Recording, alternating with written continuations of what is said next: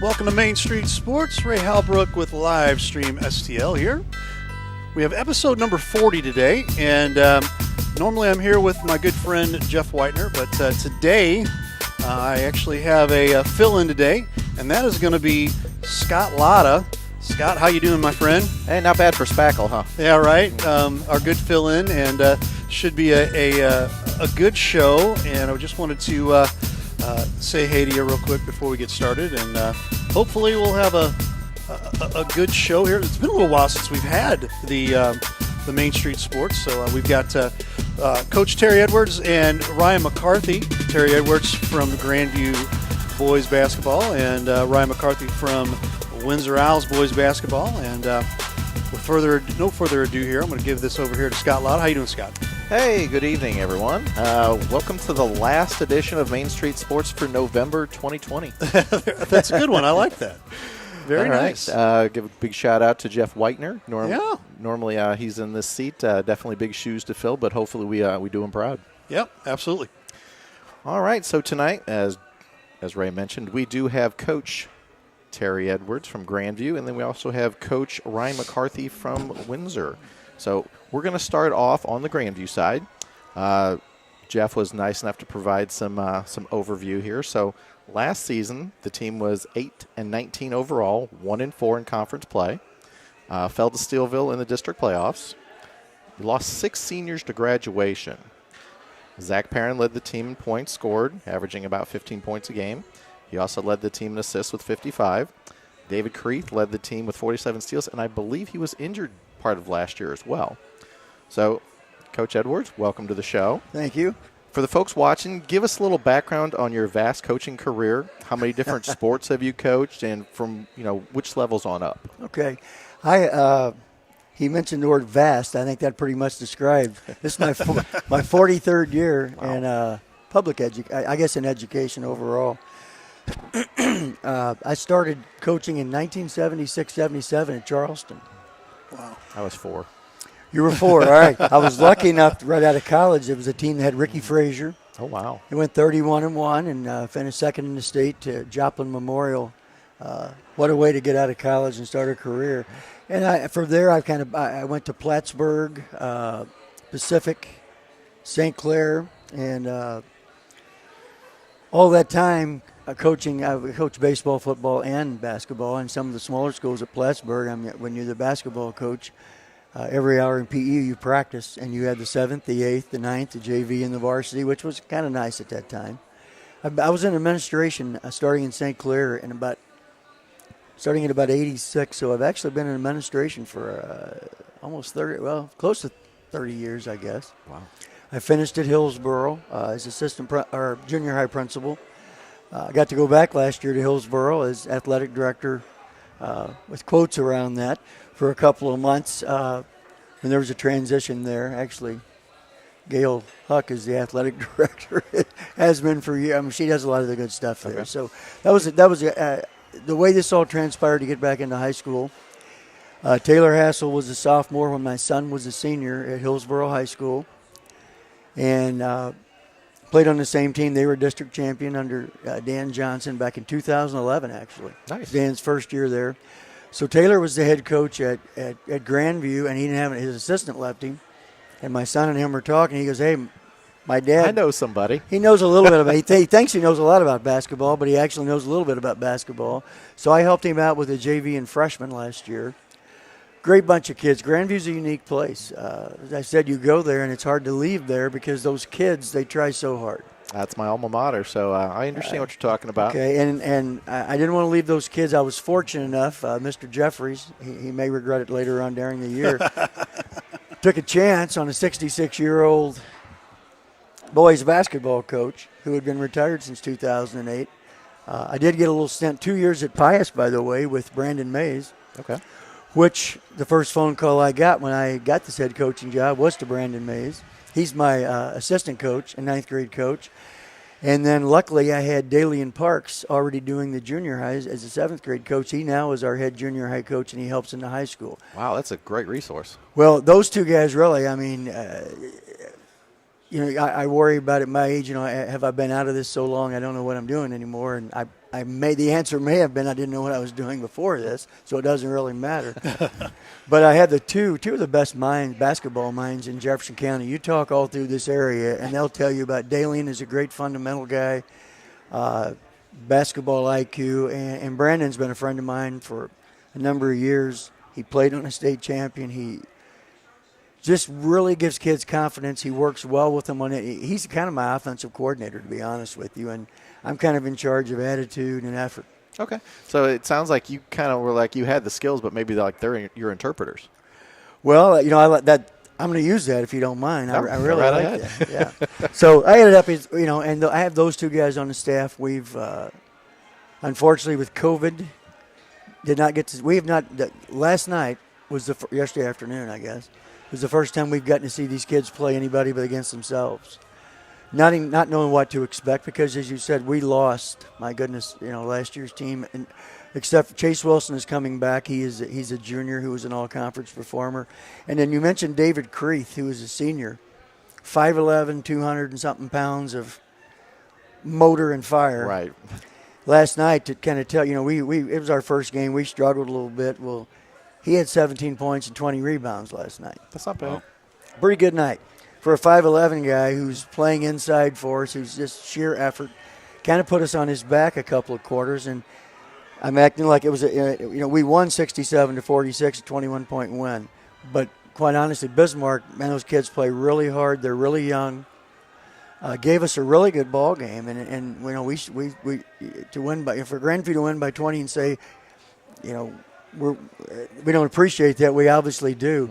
But there's so many things we didn't do well. We talked before the show. There were 90 free throws shot in the game. That's insane. We had 33 fouls.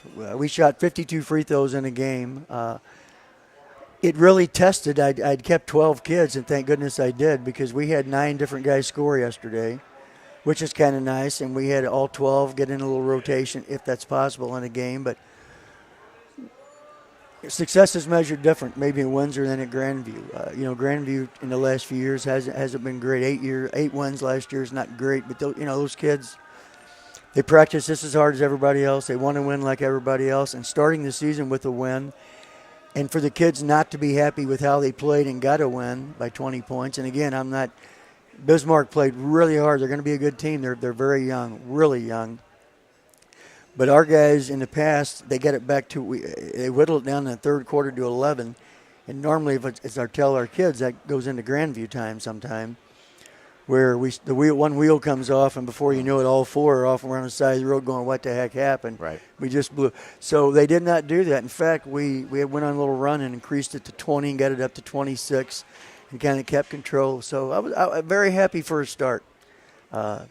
I think the only expectations that we have are we're going to go out and we're going to try to play every possession. Okay, great. Okay. All right. So next up, what motivated you to return to coaching this season? It's just those relationships. I had Grandview never cuts, but we had an abundance of kids last year. We didn't have a freshman team, so there were 6 or 7 kids left over. And rather than have those kids not play, I go, why don't we just keep them? And we'll have a freshman team. We had enough uniforms, so those kids ended up going 6-4, which was remarkable. They got so much better, and they've all came back this year. In fact, this year we had 20 freshmen try out. Wow. We have 32 we kept in our program, so our numbers are getting better. There's an interest there. Mr. Faust in the Little League program, he does a great job over there getting boys and girls involved in the Little League. We're trying to program that up a little bit and streamline that so they're actually feeding us, and we're all speaking the same language. And, I grin when I say this, but I think Grandview's a jewel of Jefferson County. It's a really nice facility in the middle of what you would not expect, and they have great facilities. The people have a pride there, and we're going to do our best to see if we can't add to that and enhance that a little bit and give them something to be proud of. Awesome. All right. And finally, what is the most rewarding aspect of coaching for you? I've done this a long time, and I measure success not with wins and losses anymore. I think my ego's gone on that. But it's just like it's a teacher on me, seeing where they start, seeing where they finish. seeing that improvement, and not just in their game, but in their self-confidence, how they carry themselves, learning to respect others, learning to value others, all those things that we forget about sometimes. Life lessons. Exactly. Grandview's not a breeding ground for college basketball players. But I hope it's a breeding ground for some young men who get this wonderful experience and get to band of brothers and fight through something, have a little success, and carry it on in life. Plus, the 10-year reunions are a lot more fun when you come back, and you at least got something positive to talk about. Yeah, exactly. You know? So we provided – we're 1-0 right now. That's Awesome. right. All right, thanks, Coach. Yeah. All right, so now let's shift gears and let's talk about the Windsor Owls basketball program from last year. All right, last season, the program went 13-13 overall, 2-2 in conference play. They lost to Gateway STEM in the district playoffs. Lost 5 players to graduation. Pierce Hartman led the team in scoring with 13 points a game approximately. Sonny Amabile. I'm friends with his mom, so I'm just letting you know that. Led the team with 98 assists and 40 steals. That kid has a motor. So, Coach McCarthy, welcome to the show. I appreciate it. Thanks for having me. You were a guy that grew up in the St. Louis County area, played basketball for Parkway South. You then played your college ball at Christian Brothers University in Memphis. The first question we have for you, wait for it. Who has the best barbecue, St. Louis or Memphis? And can you name your favorite barbecue restaurant? Well, I haven't had a ton of St. Louis barbecue. I think Pappy's is pretty good here. Good choice. But, it would have to be Memphis. Oh. I think We'll edit that out later. There's a handful of barbecue places that are phenomenal there, but I think Anything you'd recommend? Central Barbecue, they got a chain restaurants there, and they're really good. They got very good barbecue nachos, very good wings. So I'm more of a wings guy myself. Okay. But I'd have Bone to in go. or boneless? Kind of depends. I think if we're going like Buffalo Wild Wings, I like boneless, but at a place known for their wings, I'd probably have to say bone in. All right. Yeah. I like that answer. All right. So back onto a little bit more serious here. You came back to the area after coaching at Mumford High School in Tennessee. Yep. Why did you get into coaching, and what motivated you to come back to the metro area? Well, I had an opportunity, right after college to, join a school and a program that, I thought was heading in the right direction. They got a new coach.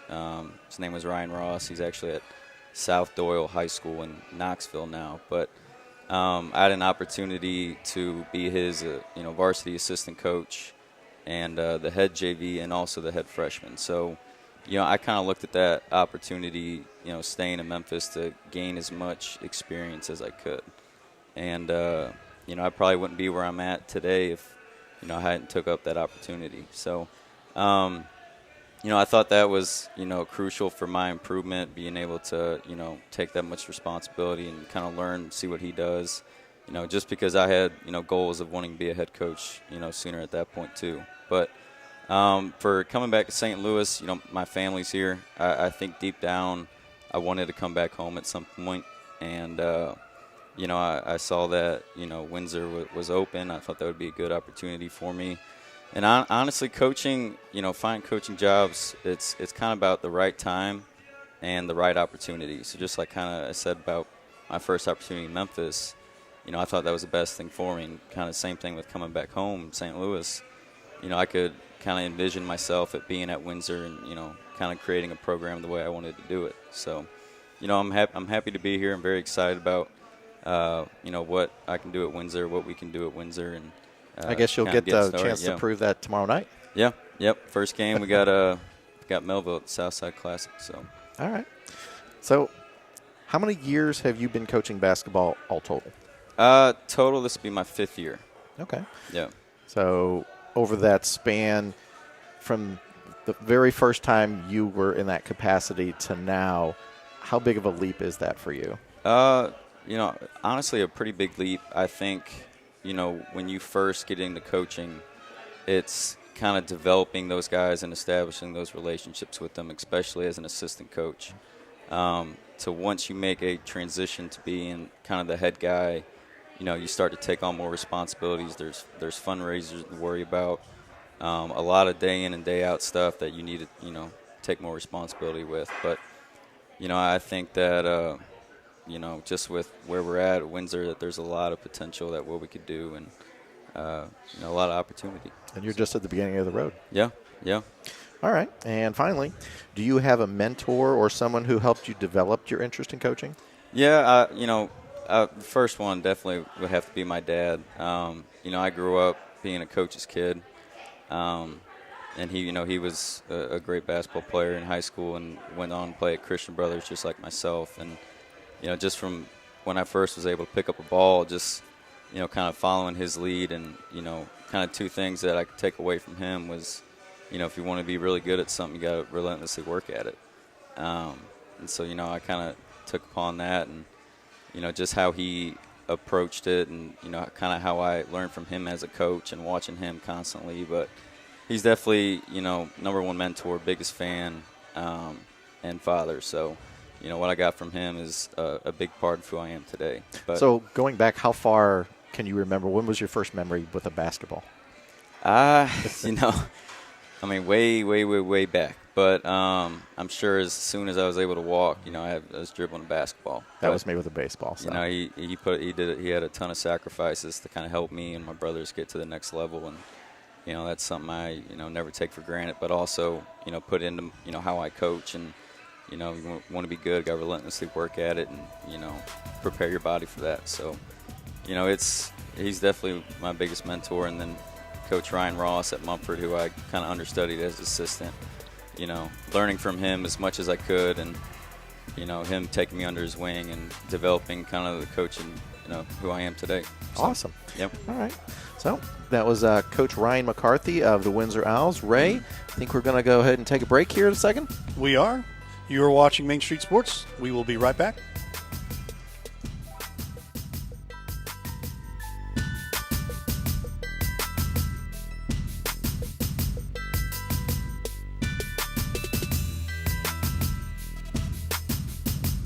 Jefferson College has affordable degree options for students of all ages. Plus, register before December 11th and you could win a $250 book scholarship or other great prizes. Jefferson College provides safe on-site and online options and many exciting career pathways like humanities, business, social science and public service, math, physics and technology, and science and health. Students who know, go Jeffco. Enroll now at jeffco.edu. For fine Mexican cuisine, a family atmosphere, any place to watch your local sport teams. Come out to La Pechangas. check out our 4 locations: Arnold, Herculaneum, Crystal City, and Bonter. Come out to La Pechanga.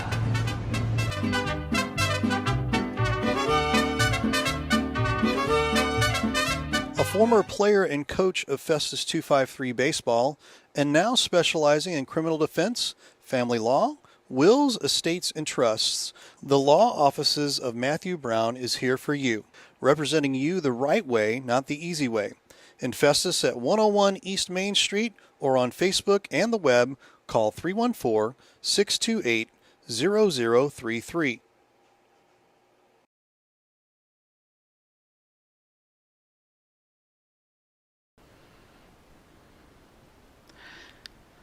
Since their inception in 1980, SMCI has always been about high integrity and treating people the way you would want to be treated, just like family. Mostly known as a commercial contractor, SMCI has now decided to give the family treatment to everyone. They are now opening their residential department to the public as Home by SMCI, so everyone can experience the home treatment. Everyone deserves maximum comfort in their very own home. Isn't it time you come home? Contact SMCI at 636-337-4444 or on the web at homebysmci.com. Looking for great rates, local lenders, and low inventory? Tara James is your real estate gal. Give Tara James a call at 573-535-8038. Brian Waits at Waits Financial Services, your safe money guy for your retirement dollars. Planning on retiring or already retired? Give Brian a call at Waits Financial Services at 888-374-6713 or bwaits@woodburyfinancial.net. Waits Financial Services, bringing a team approach to help your business and family needs for over 28 years.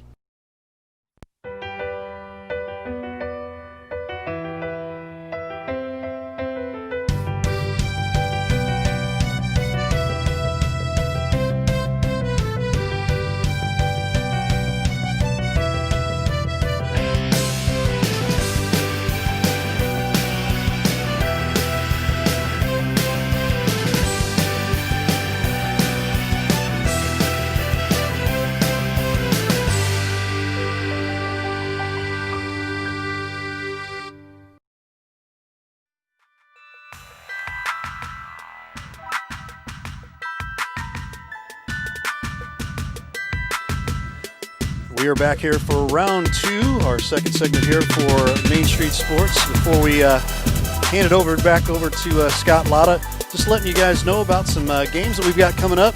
Lots of games here in the next couple weeks. And let me get over here. We want to let you know that we are going to be pushing a lot of our videos.tkdssports.com/livestream STL, the Roku channel, and Amazon TV, along with our TKDS Sports Network app on Google Play and the Apple Store. So check those out because we're going to be moving to those here very shortly, but also permanently for a short amount of time to test something out. So there's my shameless plug. So there you have it. We just did Saturday's game. Here we are. Tuesday, we're going to be out at Webster Groves for girls basketball, Luther South and Webster Groves. That game will be at 6:45 p.m. That'll be our pregame this Tuesday. We'll have I should take that back. Rewind. Coach's Box here Thursday. We decided we just moved that from Wednesday to Thursday, 8 o'clock. We had to move that because of some scheduling issues. All these coaches are coaching on Wednesday, so it's kind of hard for them to be here when they're coaching. So there you have it. That will be Thursday, 8 o'clock. G Stock Horse Tournament Round 1, Windsor. Your Windsor Owls at Park Hill Central, 4:45 p.m. and DeSoto at Hillsboro at 6:45 p.m. So those will be on December 7th. That's the first round on Monday. Tuesday, we have Festus at the Seckman Jaguars, December 8th, 4:45 p.m. That'll be over at the Stock Horse Tournament as well. And then we'll have the second round of the Doe Run Classic on December 9th. Those teams and games are to be determined. We'll figure out how that goes for the first round of the Ladies Doe Run Classic. And December 17th, we have girls basketball, Windsor at Hillsboro. That'll be a 6:45 start. And December 18th, boys basketball, I should say here, Hillsboro at Windsor. That'll be at 6:45 as well. Also, don't forget, we are running an amazing deal right now. If you're a sponsor, a business person, own a business, big, small, medium-sized, doesn't matter. 10 games, $500, $50 a game, can't beat that for the Doe Run Classic and the Stock Horse Tournament. But you can also add that, if you want, into the regular season. So a double dose of Christmas cheer, we call that, because that's normally $75 to $100 a game. So we've got that around at half price. 10 games, $500. If you're interested in getting a hold of us, get a hold of us here at Livestream STL at 314-852-4398 or Livestream STL at Outlook.com. As we open up the microphones here for round two, Mr. Lotta, take it away, my friend. Wow, Ray, you said a mouthful. I did. All right, so all that stuff on the screen so they can we'll have it rolling. Yeah, okay, we'll have that rolling here shortly. All right, now we've got part two here. Both coaches are going to get a chance to answer the same question. We're going to start with Coach Edwards.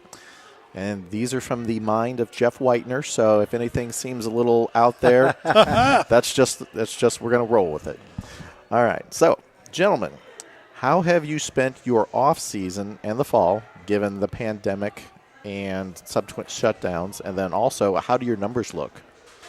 Well, I kind of talked about numbers just a second ago. We have 32 kids in the program. We have a full freshman JV and varsity, which we're proud of at Grandview, with 308 students.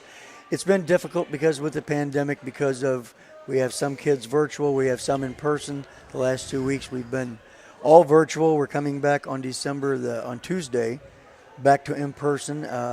school. So with all that being said, we actually have had at the start of school we have what we call the breakfast club. So at 6 a.m. they come in and they have an open gym at 6 a.m. until 7:25 when school starts. We chart free throws, we chart jump shots, and just working on individual skills. That's what we've done in the fall. Really, with the restrictions we've had, we weren't allowed to do anything else. But that was kind of nice. It worked out, and it made some players make some good choices. So does that put together like, names and faces where maybe it was like, I've heard of this player, or it's just a name on a roster where it can kind of maybe cinch up a little bit more for you? Well, yeah, I mean, it did with Coach Mays. Last year, being there with the JV and the freshmen, I knew the kids. We've worked, all summer with not getting one of the schools that did not get to play any summer ball. We're 25, 30 miles south of here. They played 25 times. So wow. We're a little bit behind on that. Wow. So we had 20 contact days, and we used them. They'd have 20 practices as the state allowed. And we worked on skill development, and we worked on teamwork, team skills, the building, and kind of trusted each other. So it's kind of worked out good for us. It gave us a chance to really start back over with fundamentals and get a good vibe going. But boy, not playing anybody. It showed the other night. I mean. Well, that's to be expected your first time out. Yeah, especially. Dr. Naismith was rolling over in his grave a couple times, I think, during that game, but it got over. So that's my answer to that. Okay. Coach McCarthy, same question. Long off season, the fall, pandemic, shutdown, and then, like I said, how are your numbers looking? Over the summer we were able to get in the gym 3-4 days a week. We weren't able to compete and scrimmage against each other. Same with them. We weren't able to play against other teams. But we were able to get in there and work on our skill development, a ton of shooting, a ton of ball handling, and just, some team building stuff that we were able to do. But in the fall, we were able to, start up our open gyms and kind of compete against each other. But, just for me being the new coach at Windsor, there's, so much for guys to learn, kind of part of my system and my culture of how I envision at Windsor. So to me, it was more crucial that, I get with these guys, establish those relationships, start to keep guys accountable and, kind of work from there. But, right now our numbers are pretty good. Haven't had any, issues with sickness or anything like that. We got a couple guys banged up with injuries, but, we're moving in the right direction. Okay. So with you coming from out of area to in the area, was there a little bit more of a learning curve for your players? Yeah, I just think every coach is different. I'm a defense first guy, and so the second I got in there and we started competing in scrimmages, there's a little bit different things of keeping guys accountable and what expectations might look like. So, once we started scrimmaging, it was just refuse to lose mentality, and everything we do, you're playing as hard as you can. You're being a great teammate. You're having high energy, and keeping guys accountable for losing. So. Making it as tough as we possibly can for our guys, and at the same time trying to learn, as much as they can. Okay. Right. We saw in that Lutheran South game, a good defense is Mm-hmm. definitely a good conduit to your offense. Absolutely. All right. So next up, Coach Edwards, how do you feel the season will take shape due to COVID concerns? How do you feel like, about tournaments getting canceled? Well, we've already experienced that. The Crystal City tournament got canceled on us. I got Don Jeffries. You guys know him. Mm-hmm. He's on top of things. He's very organized. Within a few days, he had gotten us into the Valley of Caledonia tournament. Right now, we're talking with another school. We have one opening so far, and I think we have somebody locked into that. So we've done a good job keeping up with that. Like everyone else, I mean, everything is so fluid that you really have to plan on one day at a time. I get to practice today? Do I get to play Tuesday? Because it can change so quick. So we are really trying to hold our players accountable on where they're going when they're not with us, wearing the mask, social, all the things that they're recommended to do. And it's tough to get high school kids to do that. It's tough to get professional athletes to do that. It is. So we're trying to emphasize that, and we've kind of threw it out like this. If you want to have a season, you'll do what it takes to have a season. That's what we expect from you. And so that's kind of been our approach. Okay. All right. Coach? Yeah, I think, the mentality is that, every day we show up to practice, we got, have a sense of gratitude with it. Just because, you know, every single day, you're not sure if you're going to be able to play or compete. And, kind of what Coach was talking about, with keeping guys accountable, we're going to have to make sacrifices. That's just kind of, how we see it. But we're taking it one day at a time. It's so hard to, have a schedule throughout the week just because you might not know. But, we're staying very positive and optimistic that, the games that were on the schedule, we're going to prepare for it just like we would if we weren't. So that's kind of how we're approaching it. And I think we kind of maybe took it as for granted a little bit, the blessing of getting to go out and compete and, getting to focus that energy where everyone kind of got it shut down. And it was kind of like, wow, that's gone. And it's kind of like, this is a weird feeling. Yeah. All right. So, number 3 on our checklist here. Both of you experienced some loss as far as losing players to graduation. So, what are some of the biggest needs you need to fill, obviously, with the graduation situation from last year? We'll start with you, Coach Edwards. With us losing 6 kids, 6 seniors in a school that size, obviously it's a big thing. And we have 2 kids coming back that had varsity experience. We have a couple at the end of the year we moved in, but that's one thing about high school. But it changes so much. To look at it, it's a year at a time sport. Teams change every year. Seniors are going to go. We can't. What we're trying to do is the best with what we have. We have 7 juniors, we have 2 sophomores, and we have 3 seniors on our varsity. That's our 12 kids, and that group of sophomores and juniors at Grandview, I think, are going to be a group of kids who have the potential of maybe starting a new era there, or one of those cycles where in football they went 5-4 this year, coming from the ashes of only a JV season a few years ago. Coach Dallas and that whole place has just kind of had a resurrection. The girls program has been really good there, so. We would like to get the boys program on par with the girls program and some of the other sports, to be honest with you. And it's just fun in that size school because we share athletes. It's a neat community, and again, as I said before, we're trying everything we can to give them something to be proud of. So, okay, yeah. Coach McCarthy, you're kind of in a little bit the same situation, but a little different pool of talent where you've got a little bit bigger class sizes, to draw from. Sure. But you still lose the talent. You still got to figure out a way to backfill that. Yeah, we're losing a good amount of production from last year. We got one returning starter, Sonny Amabile, and, I'm kind of giving him, a lot of responsibility of, how he should be leading this team. And he's doing a good job, but there's just going to be a lot of challenges, defense first and, a lot of other aspects of the game that we need to get to. But I really liked our JV team from last year, and a lot of those guys are stepping up in practice and really competing for playing time.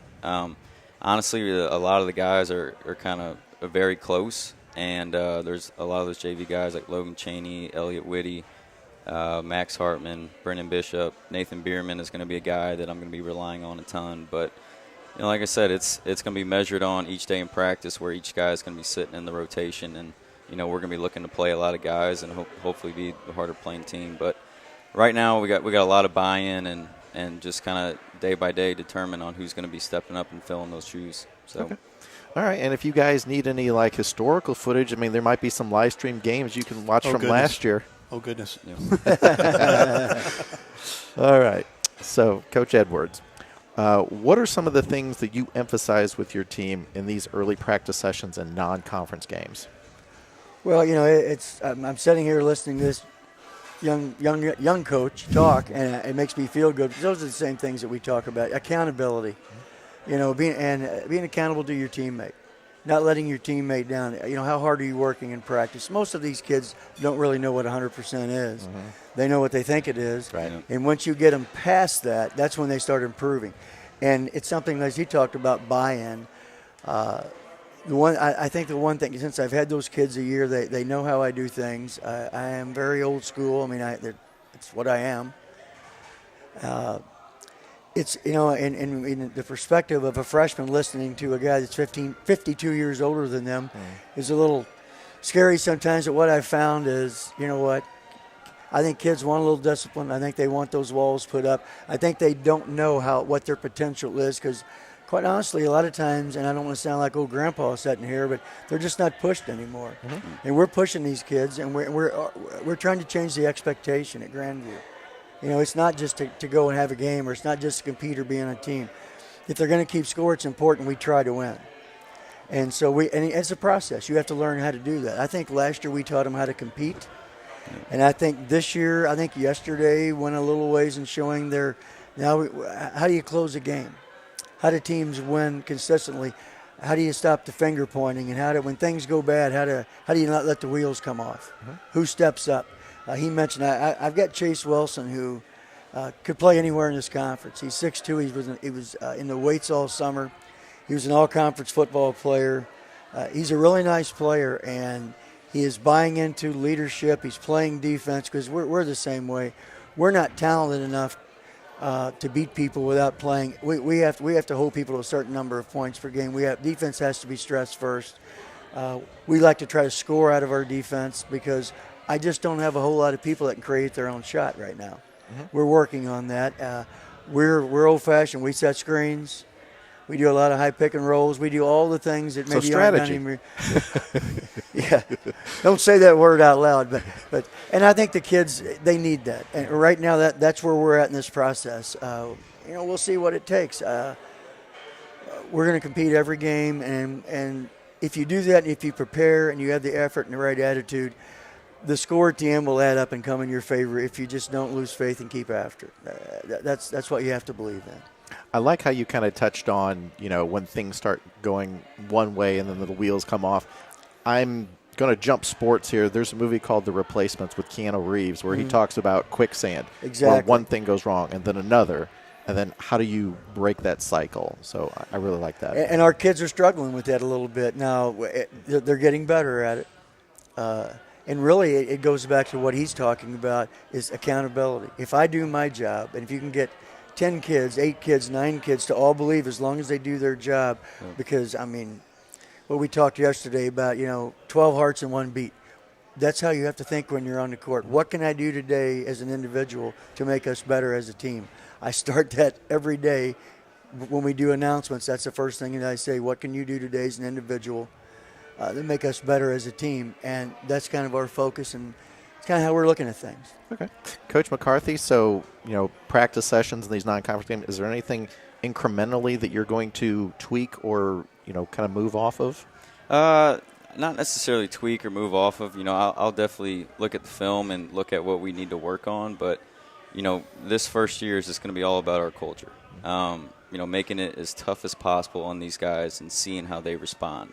To me, I think toughness and competing is something that needs to be taught, and it's not something that everyone can normally do. And Coach kind of talked about that as well. But a lot of our guys are still learning what it looks like to play as hard as they can at all times. There's too many times that, guys will stop on one end, stop playing hard on defense, or, kind of coast on offense, and it's, there's no room to coast. You got to learn how to play hard the whole time you're out there and compete the whole time you're out there. One thing that I talk about a lot with my guys is what do you do to impact winning? Because, so many guys in high school, they say they want to play at the next level, but, do they really know what it takes and all aspects of their game to be at the next level? A lot of high school kids think that just putting the ball in the basket, and racking up their stats is what it takes, but it's not. There's defense, there's taking charges, box outs, communicating, being a high-energy guy, leadership, all the intangibles that go into winning. And, every practice I work on coaching leadership and culture just as much as I'm trying to coach, skills and strategy. So that's kind of just my perspective on that. Okay, so you're kind of talking about not just relying on talent, but actually hard work in tandem with that to kind of move further. Well, you're not always going to have, Coach touched on this a little bit, you're not always going to have the best talent around. You're not always going to have the best athletes around. But if you have that culture engraved that you're going to show up and compete at the highest level every single game, and you work on getting those habits to where they need to be in practice, then you're going to be able to beat those better teams later down the road. Just from my experience as a player and as a coach, we were able to beat, more athletic and more talented teams because we do the little things, and it's just teaching the guys about the little things that go into winning that, to me, is just as much important as, kind of the bigger picture. So, yeah. Well said. All right, so now it's kind of a little bit more fun part here. Coach Edwards, can you name some up-and-coming athletes who may be poised to have a breakout season?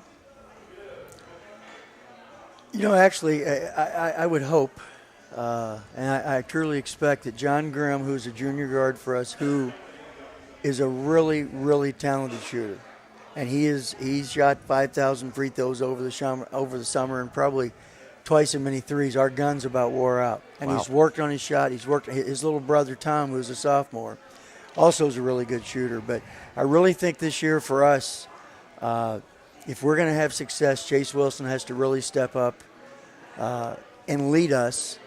He's one of those players who has the potential to make everybody around him better. He's our biggest kid on the floor, but he's also probably one of our best ball handlers. He's a good passer. He sees the floor. He's learning how to appreciate how to play defense. We're working on that.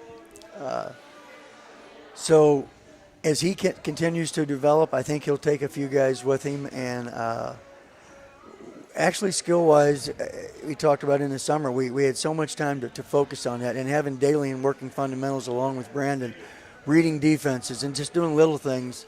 And he mentioned little things. I hope our kids are watching this. I ask them to, because we talk about that every day. The difference between winning and losing are just what Coach talked about. It's those little things. And can you make that a habit? And can you get these kids to do that without thinking about it? And just because you do things this way because it's the right way to do it. Mm-hmm. And when you can get that in their head, you can buy into that, as he talked about. And I believe in the same thing. I will take my chances with a superiorly undisciplined, talented team if I can have a disciplined team that plays together, talks on offense and defense, really tries to help each other. That's when it's fun to coach. And I've really enjoyed listening to it. I tell you, I'm learning things tonight, so it's good. Likewise, Coach. All right.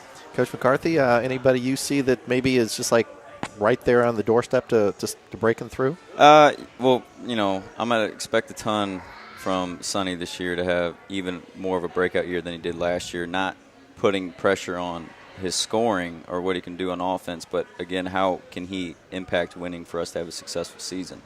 His leadership is going to be crucial, and in practice, I'm probably harder on him than anyone else. And it's something I believe in. For your best player, for your leader, you got to coach them the hardest, because if they can respond to your hard coaching, then everyone else should be able to respond to the hard coaching. So, I'm constantly on him, trying to make him better, trying to improve him, and some other guys that really stepped up. I said his name before, Nathan Bierman.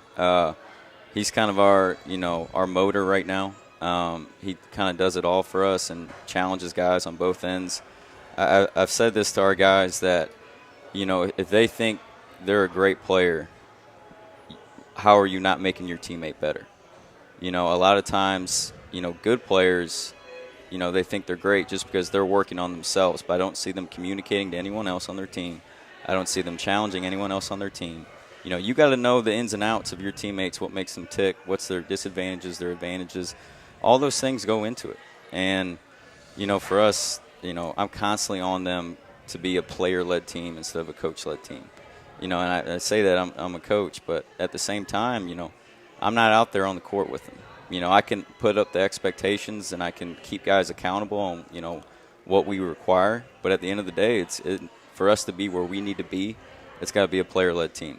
And guys got to buy into that, and I think they have so far. And, a couple other guys, Logan Chaney's a big guy, kind of banged up right now with, groin injury, but expect a lot out of him. I said these other guys from JV, Max Hartman, Brennan Bishop, Nolan Hurth, a couple seniors that, are going to be huge for our culture and our success as well. Hunter Mateer, Gavin Kinworthy. So it's honestly, 1 through 14 every single day in practice. Like, I'm constantly evaluating where do I see this guy in the rotation? Where do I see this guy? How hard can this guy play, for how many minutes? And, I'm someone, if you're giving me everything you got on both ends and you ask for a sub, I'll give you a sub. but I'm going to take you out if you're out there coasting just because you're trying to stay in the game. So, right now it's been a good transition, and, I'm excited for our game tomorrow night and see what these guys can do. But, whether the result, win or loss, we're going to watch the film, learn from it, have a hard coaching session, and, take it from there. Okay, great. Coach, I did get to see Wilson last year, and there were flashes of, like, wow with that kid. Right. And then with Sonny Amabile, I understand where you're coming from. I saw him last year. He's got a high motor. I think poise, would be a big asset to his game this year, because the game isn't too fast for him, but at times he kind of lets his emotions override what he's thinking. Sure. Yeah. Okay. All right. So either one of you have any freshmen coming up that may impact the varsity roster? Coach Edwards? I don't have. I actually have 2 sophomores. I mentioned Tom Grimm. I have another young man who's about 6'2", named Levi Lalonde. He actually started for us yesterday. Another high motor kid who is learning old-fashioned post moves. He's learning how to up and under, and he's got his drop steps, but he's really came on from last year. He's going to see a lot of time. There's a couple of kids I didn't mention, if you don't mind. I want to kind of throw in. Sure, go ahead. We have a young man named Ryan Rubel, who's about the Rubel family. About a 6'1" kid who's a really good defender. He's a great passer. He had a good game for us yesterday also. He's another junior. Besides him, a young man who played at Melville and transferred a year or so ago named Eric O'Brien. And he's only about 5'6", 5'7", but he is one of the most athletic kids that we've had at Grandview. He can jump out of the gym. He can penetrate. He's very quick. He has that south side mentality of he'll play defense on you, and he'll let you know he's playing defense on you. We kind of need that a little bit. Yeah. So we know when we to mention what he did, I'm the same way. And last year, my freshman in my JV, every kid who made the team and practiced to our standard, we're in a rotation and played in every game. I don't believe in just having kids sit there. I mentioned I got 12, and with all the fouls, it was kind of a help. But if you're there and you bust your rear end in practice and you're doing things the right way, I will find time for you. And when you're on the floor, you can increase that time by what you do on. We talk about if we're at this level when we sub, it at least needs to stay at this level. And if we can take it up a notch, even better. That's when championship teams come. But that's kind of what we're looking for. We do give opportunities. I'll even go as far as to rotate 5 and 5 if I need to. Okay. Our kids, whether it's good or bad, are very similar. And I think the sum of our parts make us much better than our individual. And, again, I mean, around here, Grandview has a little bit of a reputation. I think when people play us this year, they're going to find out that we're definitely going to play hard. Okay. And we're going to compete with you. So. All right, Coach, any freshmen impacting the roster this year, you see? Yeah. We I've been kind of saving this name, but his name's Brenton Shirk. He's one of our freshmen, and right now, he's probably one of our best two-way players. Someone that, the maturity on this kid since the summer, you think about freshmen, you think about, lack of maturity, lack of, they're not sure if they want to be a really good player. This kid came in from day one and has just been all-out dedicated. He's been a sponge trying to learn as much as he possibly can. He's about 6 foot, athletic, long, can shoot it, can handle it, is going to guard as hard as he can for as long as he can. And he's also a good teammate. He doesn't care if he scores a ton. He cares about winning. So, right now he's kind of, solidifying his spot in that starting rotation actually for us. And, I'm going to be depending on him a lot this year and kind of really excited to see what he can do throughout the year. Another kid for us, probably our most athletic kid, A.J. Patrick. He's about as raw as it gets. He's still kind of learning out how to use his body and, to see what he can do. Great offensive crasher, but also trying to, have some control with his ball handling and figuring out, angles to attack the glass. But both those guys have been contributing as much as anyone else in practice with their energy and how hard they're competing. So very excited about those two guys. We got a small freshman class actually. I think only about 10 freshmen came out for tryouts. So we got 2 on varsity and 1 on JV. But I got big expectations for those 2 guys on varsity. Okay, excellent. All right, so you both kind of mentioned players. You mentioned Chase Wilson. Is that your leader on the court? Here he has been. I've always done this all year. I've coached. When we pick captains, we do it in a circle. We do it face to face. The players get to pick one, and they discuss. We talk about first what makes a captain, what kind of leader. What are we describing, and then they get. Well, it was unanimous. They picked him, and then I get to pick a second person to make our captainship. Now it doesn't mean as much as right now. You don't meet before the game. It's just you and the officials right now. Right. They don't give everybody a go, which kind of takes away from it. But still, their duties, that's not what their duties are. It's making sure we have high energy and doing all the things that leaders do. But they look to him. He is settling into that role.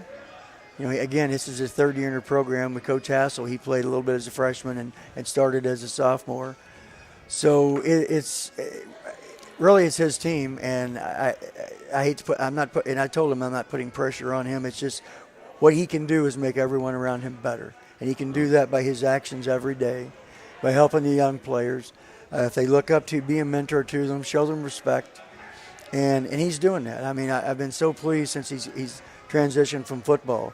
And the thing I like about him most, he has a tremendous desire, to win. He's a footballer. He's a baseballer. I think he's an athlete that plays basketball. I think those other two sports may be ahead in his pecking order. But the kid knows only one way to play, and that's all out. He was a little frustrated. He only had 13 points our first game. He struggled a little bit with shooting, but it was the first game out. The game never slowed down for us. We were just just a little step ahead. We were a little out of sync, and that Bismarck played a little frantic, running all over the place. So we'll get better at that. He'll get settled down. As he said, you have a horrible night and you get 13 points. We're okay with that. That's pretty good. We're okay with that. He also had he had nice assists, and with David Creeth doing what he did, it took a lot of pressure off him being a senior. So I hope, on a great team, that leading scorer can change every night. Oh, definitely. And we want them to understand that. But they also have to know who are our scorers. Who do we look to in certain situations? And that's that basketball IQ. And it's constantly you have to teach and reinforce that. And another thing I agree with, the coach said earlier, we're trying to make this a player-led team also. As I told him, it's your team. I'm kind of helping facilitate to get you where you need to be. What I need from you is your attitude and your effort. We'll give you the preparation, and then you give us the execution. And you add that up, and that'll mean wins. That's chemistry right there. Yeah. All right, so Coach McCarthy, I'm going to assume you're going to go with Amabile as your on-court leader? Yeah, same. He's a natural leader, especially when things are going well. A couple other guys, Nathan Bierman, I've said his name a lot, but like I said, he's our motor. He keeps guys in check. He's also probably one of our hardest playing guys. Elliot Whitty is another one of our captains, and he's a guy that is more of the silent type. He's reliable with about everything you can ask of him, though. Is he more of an example kind of guy? Yeah, I think with leadership it can come in kind of different ways. You can have a guy that's always communicating, having high energy, but you can also have guys that are just always are doing the right thing, always playing hard. May not be the loudest guy in the gym, but at the same time still a natural leader. So, there's a couple different guys that have different forms of leadership for us, or on or off the court. I actually think off the court is just as important, being a leader as on it. If guys are going to be about everything, they got to be leading off it as well, and constantly. Especially at that age. Yeah, right. Constantly communicating with their teammates. What they see, challenging them to do things better. One thing with our leaders that I've kind of talked to about a lot is, if you're giving 110% and someone else isn't, by all means get on them. But if it's a mental mistake, let's make sure to pick those guys up. Sometimes the maturity of our high school guys, not sure whether it's, mental or effort. That's something we got to teach. And having those guys be accountable for each other and, be on the same page every day, it's kind of what we're aiming for. Be mentally focused and present. Yeah, and, this year is going to be all about adversity and responding. Basketball is a game of runs. Mm-hmm. When I first got there, a lot of these guys – how they responded when we scrimmaged and when another team went up 8 points and, see bad body language. I'm like, you got to be mentally tougher than that, and we're on them constantly about responding, next play. And, so many of these guys are starting to buy into that, and, I'm seeing a lot of improvement. I say that a lot in slow pitch softball, just to throw in my own 2 cents right there. All right, so a few more questions here. Coach Edwards, what do you see as the strength of your team this year? That's an interesting question. I've not really thought about that. I would have to say it better be our defense.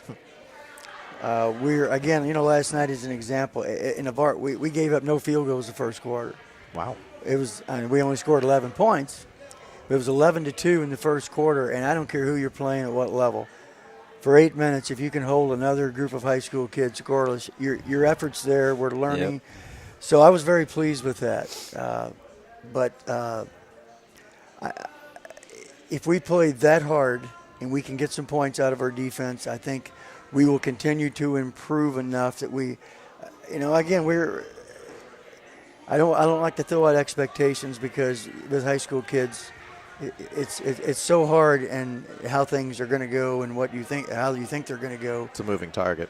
It is, but doing the little things again. If I can continue to get them to buy in, these kids can be successful. And what that means, I'm not sure yet. Okay. All right, Coach McCarthy, what do you see as your team's strength this year? Our strength, I think we're going to be a deep team. I think we're going to have heavy guard play. Same as what Coach is talking about, their defense is the same with us. We want to be relentless, nasty, and tough the whole game for 4 quarters, regardless of who we're playing. Because, like I talked about, athleticism, talent, you're not always going to have it. Team may be better in certain areas than you, but you got to meet them face on and have that intensity. So that's something that we're, drilling as habits, having every single day, hoping that our guys can to get to the point that regardless of who we're playing, we're going to be aggressive, we're going to be tough, and we're going to go at whoever we're going. So, I think the offense will come, and we're going to, be developing the offense throughout the years. But, we're going to hope to score off our defense and, give whoever we're playing a tough battle. We're going to be, we're going to be undersized, but, I've told my guys I don't care how bigger the guy is at your guard, and you have a responsibility, you have a job to do, you got to own up to it and help the team win. So there's no excuses. Okay. All right. Kind of winding down here. I know, Coach Edwards, you didn't really want to quantify like a goal, but how would you measure what would be a successful season for you? I'm pausing a little bit because, this is going to sound really corny. I haven't thought that far ahead because we are trying to convince these kids. We're at the stage in our process of our program that we're trying to play every possession. And I know that sounds silly, and I'm not trying to hedge a question, but I haven't seen enough of us play with this particular group, because I mentioned before, and my opinion is that high school teams change every year regardless because the chemistry changes. Whether you have 4 juniors coming back and 1 new guy, the chemistry still changes and the situation changes. So I'm not worried about that. I guess I'm not going to take the bait and put a number on that, but I will say this, that I will, with having 7 juniors and having only 1 senior who really is in our, maybe 2 seniors in our top 8 or 9 rotation, that I would be very happy if we are just in every game and competing with a chance to win. Okay. From there, I think we'll learn and take care of the other. And I don't want to put that kind of pressure on those guys, nor myself, because, again, I'm at 66, I'm not into it to win 500 games, get in the Hall of Fame. If I can help these kids just see what it takes to be successful and that feeling, I told them yesterday before a game, as a person who's lived a lot more years than they have years left in their life, I go back and I appreciate, like right now, sitting in a locker room and getting an opportunity for 12 kids to go out and compete against somebody else and us against them thing. Something you remember the rest of your life, friendships and bonds that you'll never forget. I can still name the guys I played with in high school and started with, and that's been a lot longer time than you guys in here. Yeah. But by the same token, I don't want to see those guys get cheated out of that opportunity. And again, I may sound corny, but I want them to get to experience what I got to experience and what my athletic career did for me. And again, all I can do is the best I can do to get them to try to be the best player they can be and the best person they can be. Not answering your question, but the success would be if I can make inroads in getting them to understand that's what really this is all about. I think that was a great answer right there. Coach McCarthy, obviously you're in a little bit different situation coming in brand new.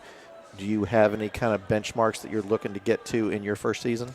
You know, I think regardless of where you're at, I think you need to set the bar high and make your kids believe of what they can accomplish. So the second I went in there, you know, over the summer, I told them what our goals for, you know, would be for this year. And honestly, this would be my goals for every single year. We want to aim to win a district championship. We want to aim to win a conference championship. We want to aim to have a 20-win season. Obviously, with this year, might not even be able to get as much games, and we're taking it a day at a time, kind of like Coach said, and just having that gratitude and appreciation. But at the same time, a lot of these kids looked at me like, wow, you know, that's kind of a lot. And at the same time, I look up at the banners in the gym. They haven't won it since 2003. But, you know, they got to believe they can do it and then give their all for it. You know, I think one of the toughest things, you know, to kind of go through in sports is to give your absolute all and then fail at it. But at the same time, you know, it's kind of a bigger man thing to do, to give your all, fail, and then respond from it. So, you know, I'm giving guys high expectations. This first year is going to be about establishing our culture and getting better every single day. But, you know, I want these kids to believe that, you know, they can win something, they can do something special. So, and we kind of, you know, we work every single day in practice, giving it our all, aiming for those goals every single day.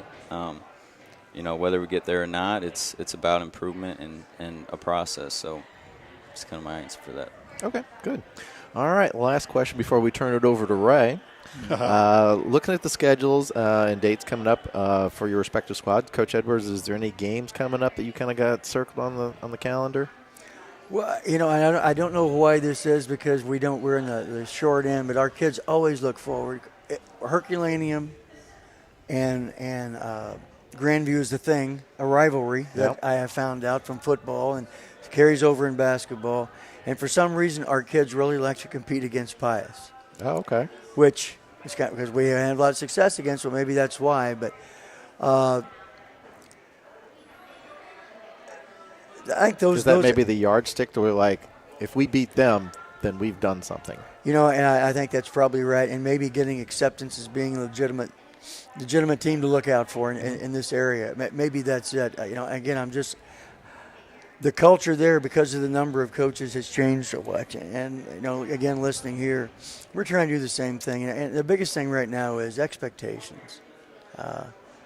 Go to every game with not only the thought, the belief that if we do what we do best, if we control the things we can control, we will have a chance to win. And we're working on that. I think sometimes they look at the name on the front of the jersey when they still play people, and we've got to quit doing that. Looking down the other end of the court and, hey, man, they're big or whatever. They're much bigger than us. It doesn't matter. You just got to go compete. Start out 0-0. It does, and you compete. It's your 5 against their 5, and then we go from there. So, all right, Coach McCarthy, anybody you got eyeing up here coming on? You know, this may sound like a cliche coach's answer, but honestly, every single game that we play, that's who we're going to be focused on. You know, I believe you can have rivalry games, and obviously our conference games are going to be, you know, more important than regular season. But at the same time, you know, if we aren't hungry and focused on the opponent that we're about to play, you're going to lose that edge. And so, you know, my goal was to kind of sustain and maintain that edge every single day, figuring out how to do that. And for us to do that, can't take anyone lightly. Can't be focused on one team or another just because they're a rivalry game, but we got to stay focused and locked in every day in practice and who our next opponent is. So, like I said, that may be a cliche answer. I'm not trying to hedge the question. So you're looking forward to tomorrow. Yeah. So right now, you know, looking forward to Melville. Can't take them lightly. Got to be ready to go. On to Cincinnati. Yeah, Cincinnati. Right. Yeah. All right, that is all the Jeff Whitener questions I have. Ray, is there anything you would like to pose to the coaches here? Well, I do have a couple of questions and a couple of comments. We've had some folks on the Facebook waves and all the different places here, so I'm going to get a couple of these questions in as well. So, and that is a very bad picture. So I'm just going to go right here like this and pull up, because I've got Coach Riley Blair right behind us because he was helping us set up, because I've got to put him on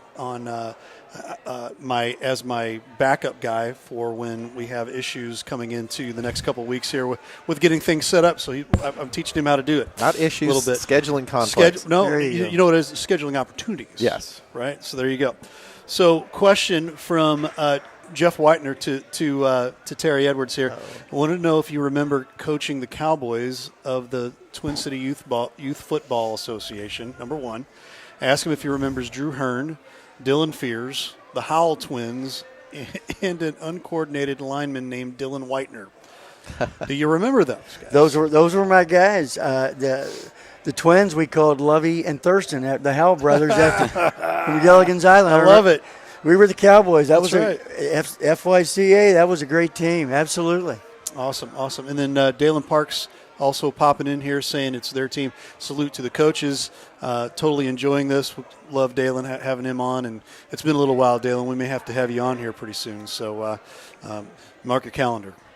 Find a date for us, and we'll work that out for an upcoming Main Street Sports. But Coach Blair did actually pop in here and with a couple of questions. I asked him, I was like, any coaches questions for Coach Blair in the back? What's it like taking over a program in your first year with COVID? Anything changing? Any things you've had to change? And I guess obviously on the physical side, the different procedures, whatnot, blah, blah, blah, but also coaching philosophy. And we'll start with Coach McCarthy.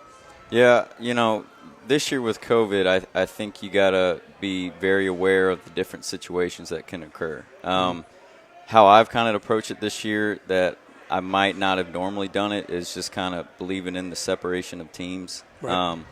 In the past, I would probably have some guys that are swinging would be practicing varsity, playing a majority of JV, and then sitting the bench on varsity. Well, I don't know if I'm going to be doing that this year, just to be keeping them separated.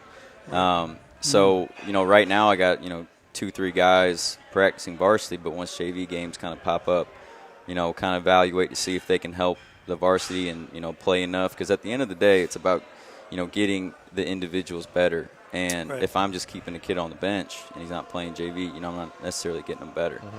But at the same time, if he's practicing varsity and then playing in JV and getting that exposure, it's about, if you're able to separate the kids or not, and right. what you can say on paper. So right. it's it's kind of a tricky subject for this year, but we're trying to keep everyone safe and at the same time follow protocols. So well, you're right, and we've seen that in the first 3 games here, where we'll be rolling in to go set up, and we'll see.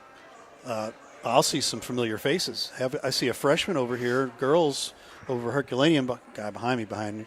So of course, freshman point guard, and I'm like, hey, we saw her in a varsity game. So I see that being a, that's going to be a plus for the teams to take advantage of that. Yeah. Number one, but number two, it's just smart because.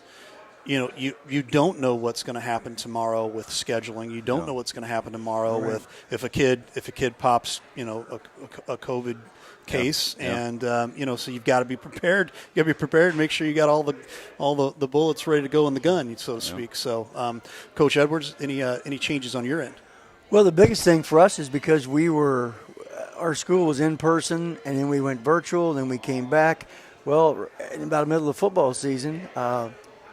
About 70 of our kids, and most of them athletes, decided they were going to go virtual. Oh, wow. So I had a basketball meeting and had 4 kids show up. Oh, wow. Tough to have 3 teams. Exactly. And then getting a hold and coordinating, getting everything done with that has been really difficult, getting the same people in one group, getting where you can go in a group. But I will say the parents have been really good about getting kids there. We've changed some transportation things. We have some forms now that will allow kids to ride to a game and home with a parent. We're not letting kids drive themselves. That was the next thing that would have went. But trying to make some concessions. Doing little things like keeping a seating chart on a bus. Right. Because when it comes time to trace, you better know who was where. Yeah, Right. Yeah, that's the whole point. Just those little things like that, it makes it difficult. Yeah, I get it. I totally get it. My final question. This is the Ray question. Scott doesn't even know what the Ray question is here. I know you guys probably don't either. New coaches here, but and we've kind of had to make this wrapped around COVID. But our normal question is there anything that that goes on in you guys' lives that maybe somebody might not know about? Maybe if it's a hobby, something that maybe some sort of something that you've got going on that somebody may not know, that might be maybe just a little bit on the unusual side. But we're gonna switch it here and make it COVID based. So what have you been doing right now during COVID, when we had the pandemic and we had the issue where we were all kind of locked down? Was there any kind of hobbies or anything you guys were doing during that time, trying to kill times, Coach? I'm kind of a beginner at golf, and I haven't had I've never really bought into it, just because I just like anything, be good at something, you got to spend a ton of time at it. And, I honestly just started off so horrible. Started to realize it's a lot, kind of similar with basketball, with muscle memory when it comes to shooting. Sure. But with the pandemic, once I moved back to St. Louis, I was able to kind of, get going to the range and play a little bit more golf with my family.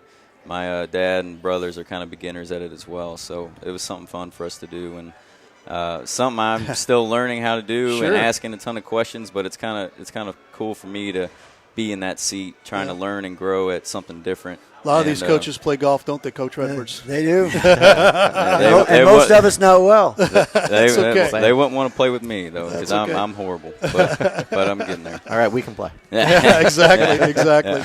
Coach Edwards? Well, not really anything. We got a new little yellow lab. Hey, dog. And nice. I'd forgotten how much energy a new little yellow lab has. Oh, yeah. So we've been spend a lot of time with our new little son we call Zeke. Hey, there you go. So that's taking a lot of time from us. But intelligent dogs, that really filled a lot of time, believe me. Yeah. There you go. Well, guys, we appreciate you guys being on here and taking the time out. And I know that it's going to be go time here pretty soon. It's going to be go time for us, too, so I'm glad we're able to get it in, squeeze it in on a Sunday evening here. And thanks for being with us, and we appreciate that. And Scott Lotta, you as well. And, Scott, you did pretty good there, buddy. Thanks. Yeah, Yeah. Did I do Jeff proud? Well, I'll probably debrief with Jeff a little bit later.